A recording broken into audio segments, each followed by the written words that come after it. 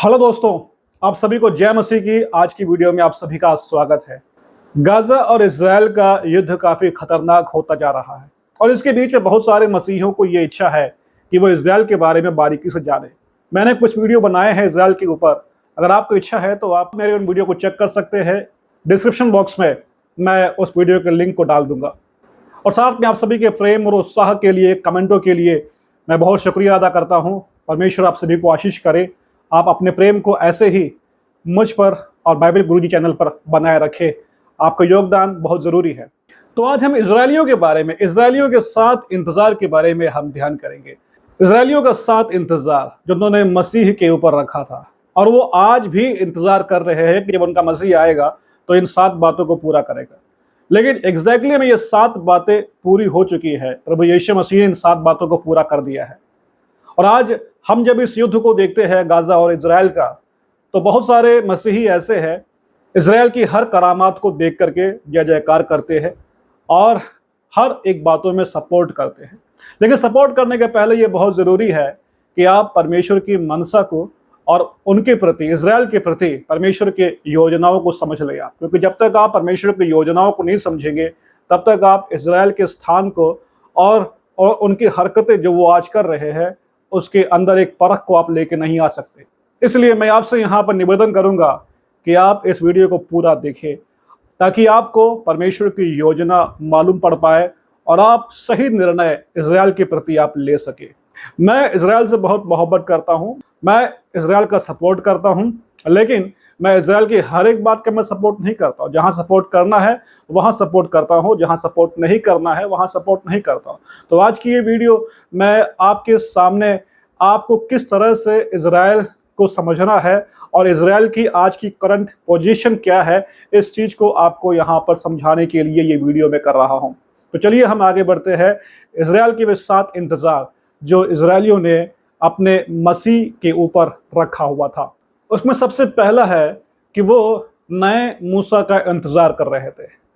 नया मूसा का इंतज़ार का मतलब यहाँ पर इस प्रकार से है कि जब मूसा ने व्यवस्था विवरण की पुस्तक इस प्रकार से इस्राएलियों से कहा कि परमेश्वर मेरे ही समान तुम्हारे मध्य में से एक नबी को उत्पन्न करेगा। मैं उस आयत को यहाँ पढ़ता हूँ। व्यवस्था विवरण की पुस्तक 18 अध्याय उसके 15 और 16 आयत। तेरा परमेश्वर यहोवा तेरे मध्य से अर्थात तेरे भाइयों में से मेरे समान एक नबी को उत्पन्न करेगा। तू उसी की सुनना। यह तेरी उस विनती के अनुसार होगा जो तूने होरेब पहाड़ के पास सभा के दिन अपने परमेश्वर यहोवा से की थी कि मुझे ना तो अपने परमेश्वर यहोवा का शब्द फिर सुनना और ना वह बड़ी आग फिर देखनी पड़े, कहीं ऐसा ना हो कि मर जाऊं। तो होरेब के पहाड़ पर जब परमेश्वर जलते हुए आग के रूप में इजरायलियों से बात किया था तब इजरायली डर गए थे और उन्होंने ये रिक्वेस्ट किया था कि अब हमसे परमेश्वर बात ना करे। तो इसीलिए उनके उस फरमान के अनुसार परमेश्वर मूसा के द्वारा यहाँ पर इस प्रकार से एक भविष्यवाणी कर रहा है कि मूसा के ही समान एक नबी को उन्हीं के मध्य में से उत्पन्न किया जाएगा। इसके बीच में रुक के थोड़ा सा एक बात पे बोलना चाहता हूँ कि बहुत सारे ऐसे मुस्लिम भाई है, बहनें हैं जो मसीहियों को ये बताते हैं कि ये नबी जो आने वाला है वो कोई और नहीं है बल्कि उनका नबी मोहम्मद साहब है। लेकिन आज मुझे आपसे कहना है कि वे बहुत ही ज़्यादा गलत दिशा में यात्रा कर रहे हैं। उनकी बात को सुन करके मेरे प्यारे मसीही भाई बहन उनकी बातों का यकीन ना करें। आपको यकीन करना है बाइबल क्या कहता है, बाइबल की बातों को आपको समझना है, आपको मानने की यहाँ ज़रूरत है। तो चलिए देखते हैं कि किस प्रकार से यीशु मसीह नए मूसा होते हैं। अगर आप देखोगे तो मूसा और यीशु मसीह के जन्म के समय में सिमिलैरिटी है। सिमिलैरिटी किस प्रकार से है? मूसा के पैदा होने के समय ये फरमान फिरौन की ओर से दिया गया था, जितने भी बेटे पैदा होते हैं इजराइल में उन तमाम बेटों को नील नदी में बहाना है, यानी कि उनका वध करना है। क्योंकि उन्हें एक खतरा महसूस हो रहा था कि अगर इजराइल के बेटे बड़े हो जाएंगे तो एक बहुत बड़ा युद्ध हो सकता है। तो इसलिए उन बेटों को वो मारने की योजना बना करके फरमान को निकाल दिया था। तो अगर आपने बाइबल पढ़ा है तो आपको ये पता होगा कि मूसा को 3 महीने तक जो है उनके पेरेंट्स ने छिपा कर रखा था और उसके बाद में जब मूसा को छिपा ना सके तब उस समय एक टोकरी के अंदर मूसा को रख के नील नदी में बहा दिया था और मूसा बहते बहते फरौन के बेटी के पास पहुंचते हैं और बेटी मूसा को उठा करके मूसा को अपने बेटे की तरह पाल पोस के बड़ा करती है। तो उसी प्रकार से जब यीशु मसीह पैदा हुए थे तो वहां पर क्या हुआ कि हेरोद राजा ने हुक्म निकाला कि भी नए जन्मे बच्चे हैं, बेटे हैं इज़राइल के अंदर, यहूदियों के अंदर, उन सभी को मारना है, क्योंकि उसे खतरा महसूस हुआ कि अगर इनमें से कोई अगर वो राजा है जो आने वाला है तो मेरे सिंहासन पर खतरा आ सकता है। तो इसलिए उसने ये हुक्म पारित किया कि नए जन्मे हुए बच्चों को मार दिया जाए। तो मूसा के ज़माने में ऐसा एक कांड हुआ और वही कांड यीशु के ज़माने में भी हुआ। लेकिन आप देखेंगे मूसा वहां से बच निकलता है और यीशु भी यहाँ से बच निकलता है। मूसा के साथ में जो दूसरी जो सिमिलैरिटी है यीशु मसीह की, वो ये है कि मूसा की जो परवरिश है मिस्र देश में होती है और यीशु मसीह की भी परवरिश मिस्र देश में होती है, क्योंकि हेरोदेस के हुक्म से अपने बेटे यीशु को बचाने के लिए यूसुफ और मरियम स्वर्गीय दूत की बात को मान करके मिस्र की ओर चले जाते हैं और मिस्र में यीशु मसीह की परवरिश होती है। तो मूसा की परवरिश मिस्र देश में हुई और यीशु मसीह की परवरिश भी मिस्र के देश में होती है। और तीसरी जो सिमिलैरिटी है, ये दोनों ही परमेश्वर के द्वारा भेजे गए हैं। हम जानते हैं कि मूसा जब 80 साल का होता है तब होरेब के पहाड़ पर वो परमेश्वर के दर्शन को पाता है और दर्शन को पा करके वो मिस्र के देश में आता है इज़राइल को आज़ाद करने के लिए। तो परमेश्वर के द्वारा भेजा हुआ था और यीशु मसीह भी परमेश्वर के द्वारा इज़राइल का उद्धार करने के लिए भेजे गए थे, ये भी हम जानते हैं। चौथी जो सिमिलैरिटी है वो आप देखोगे कि जो मूसा है वो इज़राइल को आज़ाद करवाने के लिए सीधे मिस्र देश के राजा फ़िरौन के पास जाता है और उससे कहता है, परमेश्वर कहता है कि मेरी प्रजा को छोड़ दे। तो उसी प्रकार से जब यीशु मसीह इस पृथ्वी पर अपनी सेवा शुरू कर रहे होते हैं तो पवित्र आत्मा उन्हें जंगल में लेके जाता है जहां पर इबलीस के साथ में यीशु मसीह का वार्तालाप होता है। वाकई में ये इबलीस शैतान है जो इज़राइल के ऊपर हुकूमत कर रहा था। धार्मिक अंदाज में उनको अंधा करते हुए उनके ऊपर एक अलग प्रकार की बादशाहत को लेकर के आया था, फूट का, कपट का, स्वयं धार्मिकता का, जिससे कि यहूदी परमेश्वर की फरमान से अलग अपने ही सिद्धांतों के ऊपर अपने ही परंपराओं को बनाते हुए जा रहे थे। तो जिस प्रकार से मूसा ने फ़िरौन से बात किया, यीशु यहाँ पर शैतान को एक संदेश देता है कि अब वो आ गया है इस्राएल को आज़ाद करने के लिए, शैतान यीशु को नहीं रोक सकता है। तो इस प्रकार से बहुत सारी सिमिलैरिटी को बोल सकते 50 से ज़्यादा सिमिलैरिटीज दिखाने के लिए है, लेकिन ये वीडियो का खास मुद्दा वो विषय नहीं है, इसलिए मैं अपनी बात को यहाँ पर स्किप करता हूँ, मैं आगे बढ़ता हूँ। दूसरा जो इंतज़ार था यहूदियों का, वो इंतज़ार था नया फसह। हम जानते हैं कि फसह का जो पर्व होता है इज़राइल देश को परमेश्वर की ओर से मूसा के द्वारा दिया गया था और इसके अंदर का जो सिद्धांत था वो इस प्रकार से था कि इज़राइल के अंदर हर एक परिवार जो है एक मेमने को बलि करेंगे और उस मेमने का लहू अपने घर के चौखट के ऊपर और अगल बगल में लगाएंगे, ताकि जब मिस्र देश के पहलौठों का विनाशक आकर के नाश करेगा तब इज़राइल के देश के अंदर जितने पहलौठे हैं वो ना मारे जाए। तो जो फसह का जो पर्व है, जो फसह जो है वो इसलिए मनाया गया था ताकि इज़राइल को एक प्रोटेक्शन मिले, इज़राइल जो है बचाया जाए। तो जो पास ओवर है, जिसको अंग्रेजी में हम पास ओवर कहते हैं, हिंदी में फसह कहते हैं। पास ओवर अंग्रेजी का जो शब्द है एक्चुअली में बहुत ही कंफ्यूजन लेकर के आता है, इसलिए हिंदी का जो शब्द है फसह, उस चीज को मैं यहाँ बताऊंगा आपको। ये जो शब्द फसह है वो एक्चुअली में इजिप्शियन शब्द पेशाक से आ रहा है, पेशाक। तो ये पेशाक जो शब्द है इसका एग्जैक्ट मतलब होता है एक ईगल, एक बाज जो होता है अपने बच्चे को अपने पंखों के अंदर प्रोटेक्शन देता है। तो उसी प्रकार से परमेश्वर अपने पंखों में इज़राइल को प्रोटेक्शन दे रहा है। तो फसह का मतलब प्रोटेक्शन होता है। अब इसके ऊपर जो आयत है वो आयत आपको मैं बताऊंगा। मैं निर्गमन 12 अध्याय का 5 से लेकर के 8वां आयत, तुम्हारा मेमना निर्दोष और पहले वर्ष का नर हो और उसे चाहे भेड़ों में से लेना चाहे बकरियों में से, और इस महीने के 14वें दिन तक उसे रख छोड़ना, और उस दिन गोधूली के समय इज़राइल की सारी मंडली के लोग उसे बलि करे। तब वे उसके लहू में से कुछ लेकर जिन घरों में मेमने को खाएंगे उनके द्वार के दोनों अलंगों और चौखट के सिरे पर लगाए, और वे उसके मांस को उसी रात आग में भूंजकर अखमीरी रोटी और कड़वे साग पात के साथ खाए। तो ये फसह को मनाने का तरीका था जो आपको बताया मैंने कि किस प्रकार से यहूदियों ने उसको मनाया था। और कारण क्या था, कारण देखिए यहाँ लिखा हुआ है निर्गमन 12 का 26 और 27 वाक्य, और जब तुम्हारे लड़के वाले तुमसे पूछे कि इस काम से तुम्हारा क्या मतलब है, तब तुम उनको यह उत्तर देना कि यहोवा ने जो मिस्रियों के मारने के समय मिस्र में रहने वाले हम इजरायलियों के घरों को छोड़कर हमारे घरों को बचाया। ध्यान दिया आपने, हमारे घरों को बचाया। और यही बचाया जो है फसा है। फसा का मतलब प्रोटेक्शन होता है। और आगे लिखा है इसी कारण उसके फसा का यह बलिदान किया जाता है। तो फसा का जो बलिदान क्यों किया जाता है? क्योंकि परमेश्वर ने इजराइल को प्रोटेक्ट किया था, बचाया था।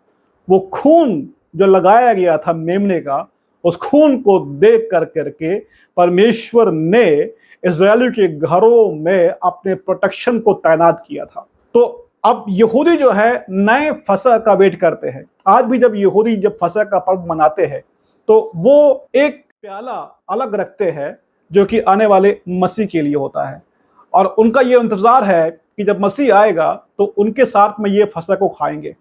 लेकिन एग्जैक्टली में यीशु मसीह पृथ्वी पर आए और आने के बाद में उन्होंने अपने चेलों को खास इनवाइट किया कि यीशु मसीह के साथ आखिरी फसह को वो खाए, जो यीशु मसीह का आखिरी फसह था। तो अब उन चेलों ने यीशु मसीह के साथ फसह को खाया। पवित्र बाइबिल, अब देखिए पवित्र बाइबिल इस प्रकार से भी कहता है पौलुस के द्वारा कि हमारा एक फसह है जो वध हुआ है, हमारा भी एक फसह है जो वध हुआ है। अगर आप पहले कुरिन्थियों की पत्री 5 अध्याय का 7वां आयत पढ़े तो वहां लिखा हुआ है, पुराना खमीर निकालकर अपने आप को शुद्ध करो कि नया गूंधा हुआ आटा बन जाओ, ताकि तुम अखमीरी हो, क्योंकि हमारा भी फसह जो मसीह है बलिदान हुआ है। तो हमारा जो फसह है, इंक्लूडिंग ज्यूइश, यहूदियों का भी जो फसह है, एग्जैक्टली नया जो फसह है जो प्रभु ने तैयार किया है, वो स्वयं प्रभु यीशु मसीह है। और फसह का मेमना कौन है? प्रभु यीशु मसीह है, जो हमारे लिए इंक्लूडिंग ज्यूइश यानी कि यहूदी लोगों के लिए भी जो वध हुआ है। तो अब यहूदियों का जो इंतजार था वो इंतजार यीशु ने पूरा किया।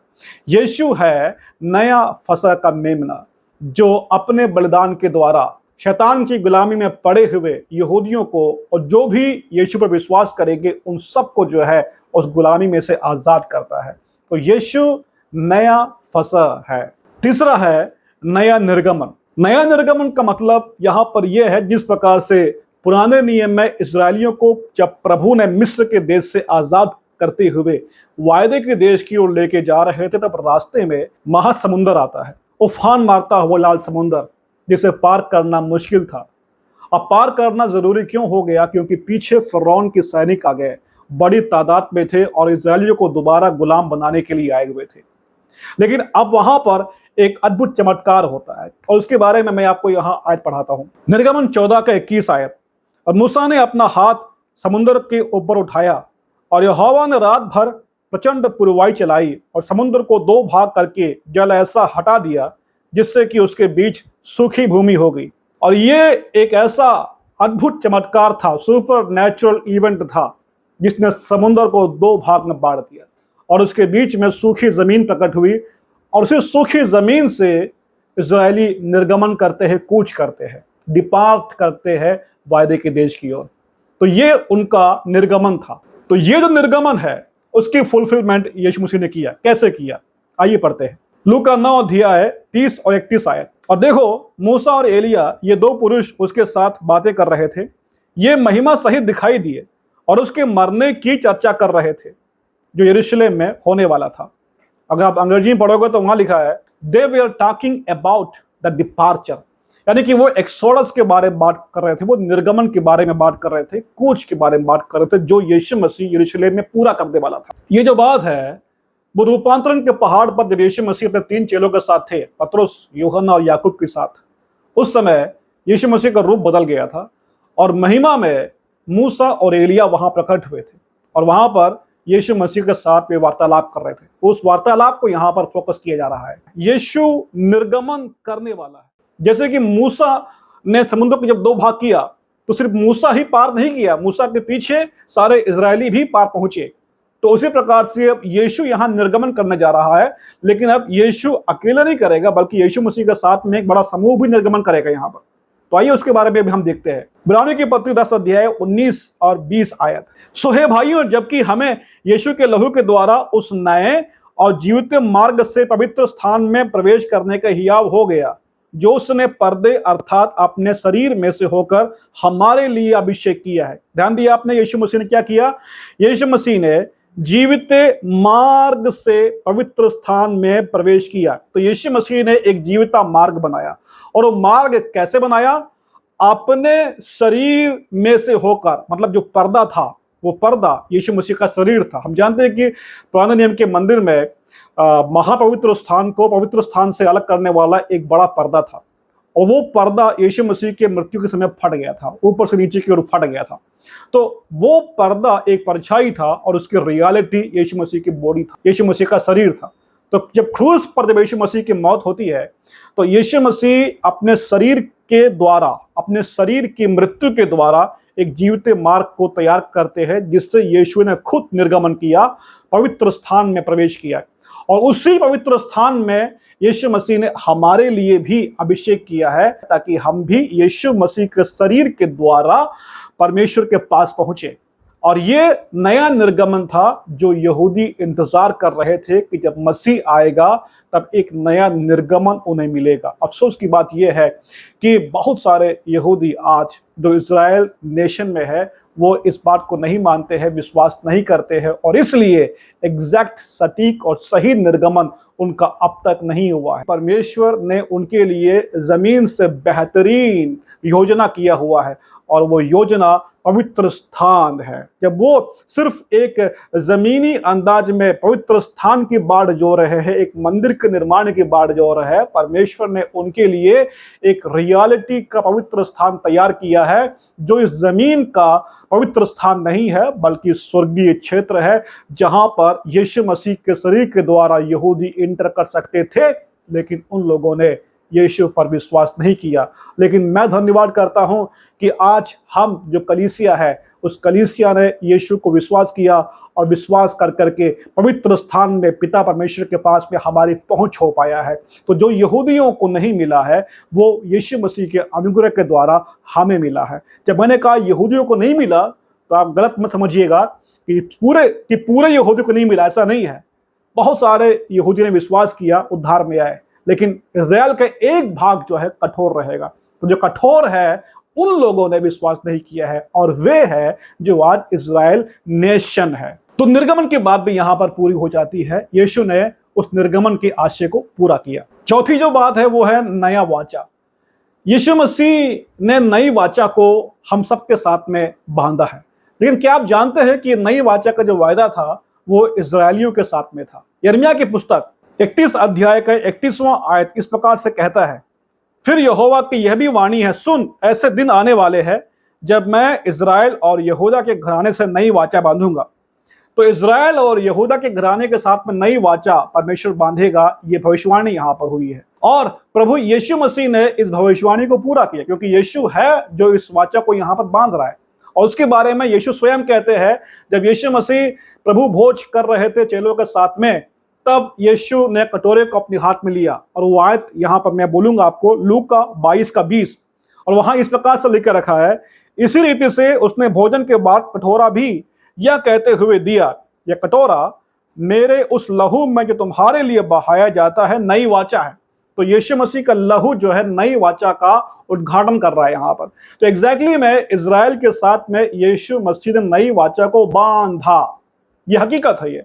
और वो वाचा जो है यीशु मसीह के लहू के द्वारा स्थापित किया गया है। तो यीशु का जब लहू बहाया गया, तो वो लहू जो है नई वाचा को इनागुरेट करता है, उस नई वाचा को रिलीज करता है इजरायलियों के लिए। लेकिन अफसोस की बात यहाँ पर यह है कि थोड़े से ही यहूदी थे जिन्होंने उस बात को यकीन किया, विश्वास किया, लेकिन बहुत बड़ा समूह जो है उन्होंने यीशु मसीह को त्याग दिया, छोड़ दिया, विश्वास नहीं किया। तो वो आज भी जो है पुराने नियम की वाचा में फंसे पड़े हुए हैं, जो कि कर्म कांडों के रिवाजों के अनुसार चलता है, जो सिर्फ एक परछाई है, छाया है, रियलिटी है ही नहीं। तो आज का जो यहूदी नेशन है वो रियलिटी में नहीं है, वो एक्चुअली परछाई में। हम जानते हैं कि जो पुराना नियम है वो परछाई है, वो छाया है। छाया में जो है कलर नहीं होता है। छाया को देख कर करके हम वो आदमी रो रहा है या हंस रहा है नहीं कह सकते हैं, उसका रंग कैसा है हम नहीं जान सकते। यानी कि हम छाये के द्वारा एग्जैक्टली चीज को पहचान नहीं सकते हैं। तो उसी प्रकार से यहूदियों ने जो है जो छाया को देखा, छाया को समझा, जब रियलिटी उनके पास में आया तो उस रियलिटी को पहचान नहीं पाए, क्योंकि रियलिटी को पहचानने के लिए परमेश्वर के ऊपर विश्वास करने की जरूरत थी, जो इन लोगों ने यीशु पर नहीं किया। तो इसलिए नई वाचा बांधी तो गई, लेकिन उसको बहुत कम लोगों ने स्वीकार किया और बहुत बड़े समूह ने उसका इनकार किया। तो आज भी यहूदी नेशन जो है इस नई वाचा के बाहर है, लेकिन उस नेशन के अंदर बहुत सारे ऐसे मसीही विश्वासी यहूदी है जो नई वाचा के अंदर है, विश्वास करते हैं मसीह को। तो आप देख सकते हैं कि यीशु मसीह ने नई वाचा को भी यहूदियों के लिए फुलफिल किया। पांचवा जो इंतजार था वो था नया मन्ना। हम जानते हैं कि जब इस्राएल मिस्र से बाहर निकला और जब वो जंगल में 40 साल भटक रहे थे, उस समय उनके भूख को मिटाने के लिए परमेश्वर ने स्वर्ग से उनको मन्ना दिया। तो वो जो मन्ना है एक्चुअली में स्वर्ग से दिया। अब इसका मतलब ये नहीं होता है कि जहां प्रभु बैठा था वहां से दिया, क्योंकि स्वर्ग कई है, कम से कम बाइबल तो 3 स्वर्ग के बारे में कहता है। तो जो पहला जो स्वर्ग है वो इलाका है जहां पर चांद तारे और इस पृथ्वी का ऊपरी एटमॉस्फेयर रहता है। तो स्वर्ग से दिया, अब इसका मतलब यही है कि जो पृथ्वी का जो ऊपरी माहौल वातावरण है वहां से ये मन्ना दिया गया है। एक जगह ऐसा लिख रखा है कि परमेश्वर ने उन्हें स्वर्गीय दूतों की रोटी दिया। अब इसका मतलब ये नहीं है कि दूत लोग रोटी खाते हैं, इसका मतलब ये है कि दूतों ने उस रोटी को बनाया और बना करके उस रोटी को यहूदियों के लिए प्रस्तुत किया, पेश किया। तो स्वर्गीय दूतों की रोटी मतलब यानी कि स्वर्गीय दूतों के द्वारा वे मन्ना बनाया गया था। लेकिन अब उस मन्ना की रियलिटी कौन है? उस मन्ना की जो रियलिटी है वो यीशु मसीह है, जो यीशु मसीह खुद ही कहते हैं। इसमें एक ऐसी बात है जिसमें एक रहस्य है, भेद है, जो आपको यहाँ पर डिकोड करना जरूरी है।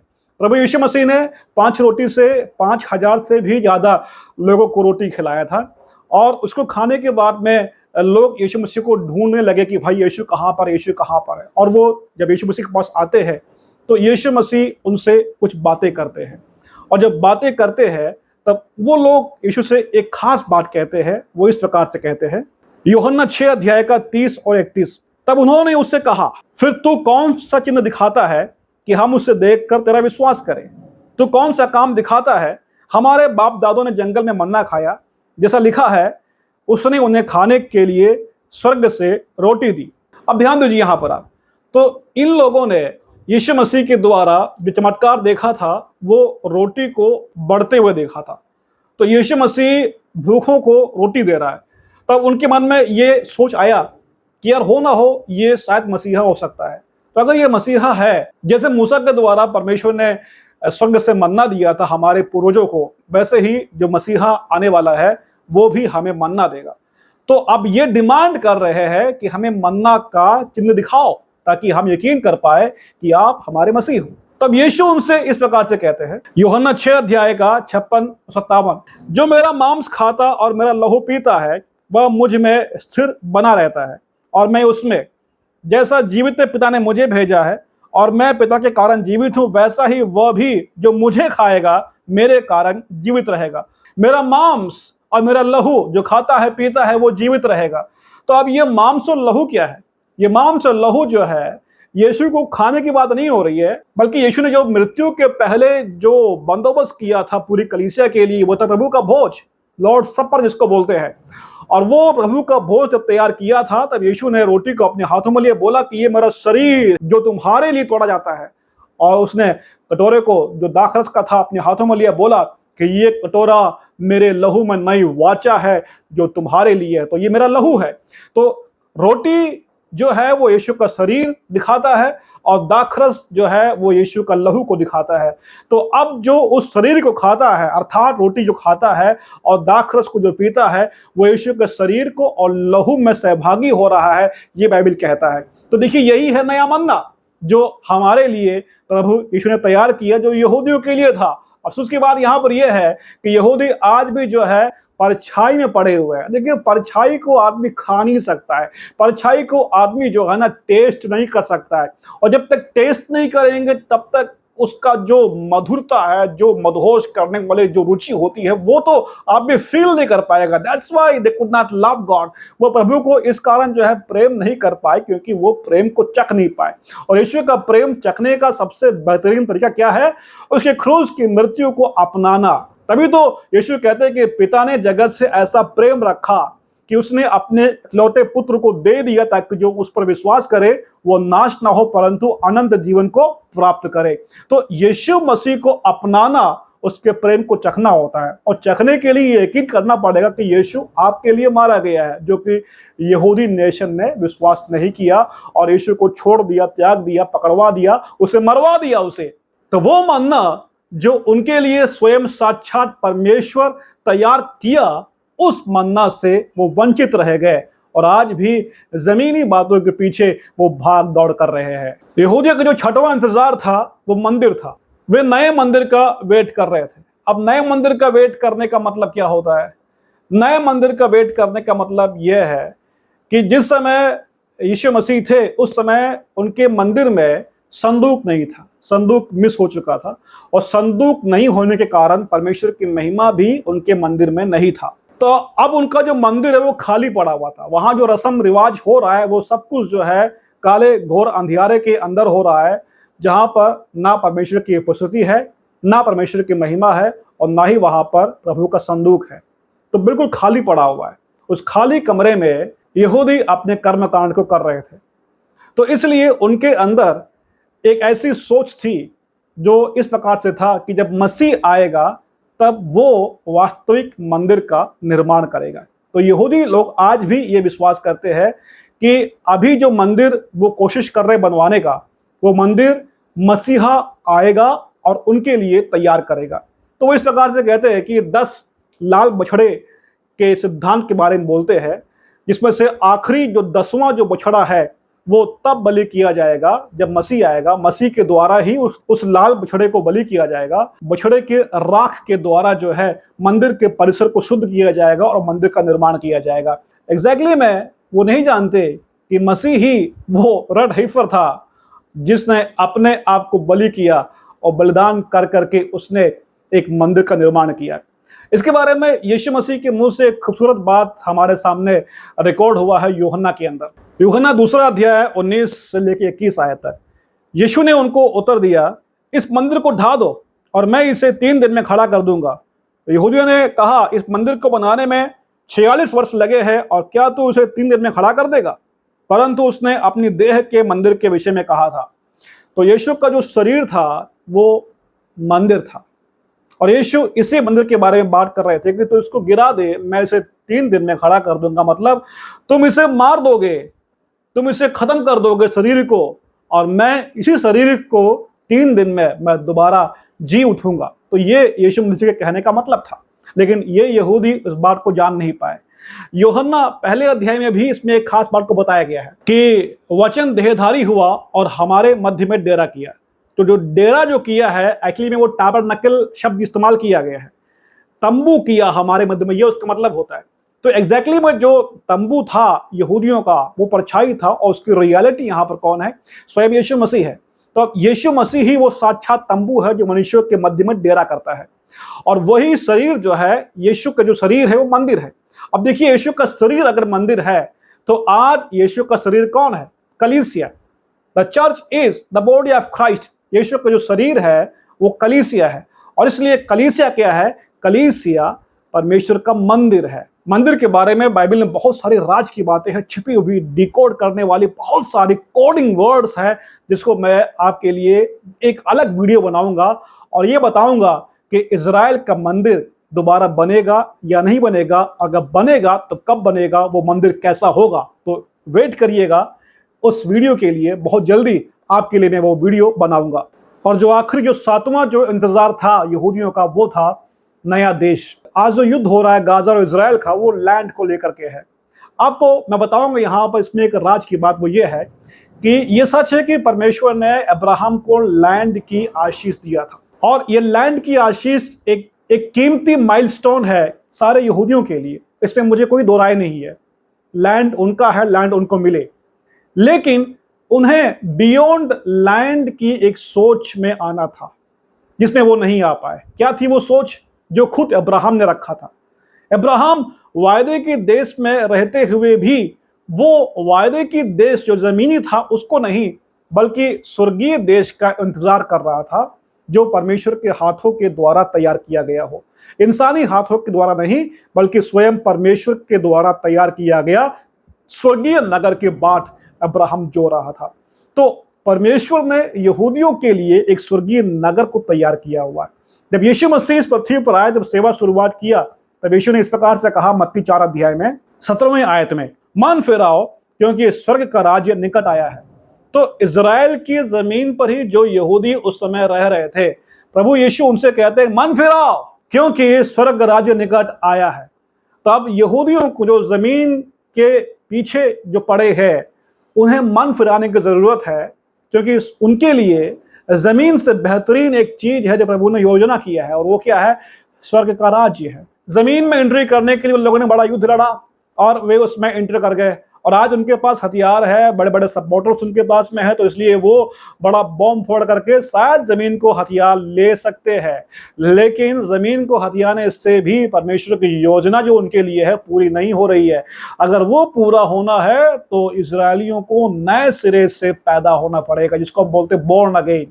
तो जब तक वो बोर्न अगेन नहीं होते, वो इस नए देश में इंटर नहीं कर सकते। वो नया देश स्वर्गीय देश है। अब्राहम जमीनी देश में होने के बावजूद भी अपने आप को परदेशी मानते हुए वो स्वर्गीय देश की बाढ़ जो रहा था। तो यहूदियों का जो आंखें खुलना है वो जरूरी है, क्योंकि लैंड जो है तात्कालिक है और वो भी नश्वर है, लेकिन वो लैंड जो स्वर्गीय है उसकी बाट उनको जो होने की जरूरत है। और यीशु मसीह ने निकोदेमुस से इस प्रकार से कहा था यूहन्ना 3 अध्याय में, मैं तुझसे सच सच कहता हूं, जब तक कोई मनुष्य जल और आत्मा से ना जन्मे तो वह परमेश्वर के राज्य में प्रवेश नहीं कर सकता। तो परमेश्वर के राज्य में प्रवेश करना यह खुदाबंद का इन्विटेशन है, योजना है यहूदियों के लिए। लेकिन उन यहूदियों ने यीशु मसीह की बातों को नहीं माना, बहुत सारे यहूदियों ने नहीं माना, और जो आज का नेशन है उनका नया जन्म नहीं हुआ है।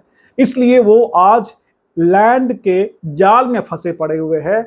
जो उस लैंड की जो रियलिटी है, जो फुलफिलमेंट है इन क्राइस्ट, मतलब इन कनान नहीं, इन क्राइस्ट। तो जो कनान देश है वो परछाई है और रियलिटी क्या है? In Christ. तो यहूदियों का जो स्टेटस है वो कनान लैंड होना नहीं चाहिए था, उनका जो स्टेटस है इन क्राइस्ट होना चाहिए था। और यही वो लैंड है जो तैयार किया है परमेश्वर ने यहूदियों के लिए। तो यहूदियों के जो 7 इंतजार था, वो 7 के 7 इंतजार प्रभु यीशु ने पूरा कर दिया है। और अफसोस की बात यह है कि आज यहूदी इन 7 का फिर से इंतजार कर रहे हैं, क्योंकि वो ये सोचते हैं कि अब तक वो उनके लिए नहीं हुआ है, तो वो बाढ़ जो आ रहा है। अब आप बताइए मुझे कि आप उनके जो इंतजार के बारे में क्या बताएंगे? क्या वो सही है? नहीं, वो गलत है। सही नहीं है, वो गलत है। और अगर इतनी बातें जानने के बावजूद भी अगर आप में से कोई भी जय इजराइल का नारे लगाते हैं, तो मुझे कहना है कि वो आपका जो प्रेम है उनके प्रति बहुत अच्छी बात है। और मैं भी जय इजराइल बोलूंगा, क्योंकि मुझे भी इजराइल से मोहब्बत है। लेकिन जब आप जय इजराइल जब बोलते हो तो ये ध्यान रखिए कि मन फिराव इजराइल वो भी आपके अंदर होने पाए, क्योंकि जब तक आपके अंदर मन फिराव इजराइल नहीं होगा, तब तक आप इजराइल को परमेश्वर की सही योजना में आने के लिए आप उत्साही नहीं हो, ना ही आप उसके लिए तैयार हो। तो इसलिए अपने मन को जो है थोड़ा सा विशाल करें, और परंपरागत तरीके से जो हमने सुना है इजराइल के बारे में, उससे बढ़ के यानी कि बियॉन्ड जा करके इजराइल के लिए परमेश्वर की योजना को समझे। ये 7 इंतजार जो वो आज भी कर रहे हैं, उनके लिए यीशु मसीह ने 2000 साल के पहले पूरा कर दिया है। हमारा यीशु महान है और वो आने वाला है। तो यीशु मसीह ने उनके लिए ये वायदे कब की पूरा कर दिया है। तो बनी बनाई रोटी यहाँ रखा हुआ है और वो रोटी के लिए प्रयास कर रहे हैं, लड़ाई कर रहे हैं। तो मेरे भाइयों मेरे बहनों, आइए प्रभु से प्रार्थना करें यरूशलेम की शांति के लिए। वो शांति जो है हमला बंद होने से नहीं होगा, वो शांति तब उनमें आएगा जब वो अपने मसीहा के पास लौट करके आएंगे। तो मेरी और आपकी प्रार्थना इजराइल के लिए ये होने पाए कि प्रभु वे उद्धार पाए। तो प्रभु आपको आशीष करे। उम्मीद करता हूँ कि आपको ये वीडियो अच्छा लगा होगा। अगर अच्छा लगा है तो लाइक करिएगा, सब्सक्राइब करिएगा और इस वीडियो को शेयर करिएगा। प्रभु आपको आशीष करे। अगली वीडियो में मंदिर के विषय पर मैं आपसे बात करूंगा। तब तक के लिए जय मसीह की शालोम।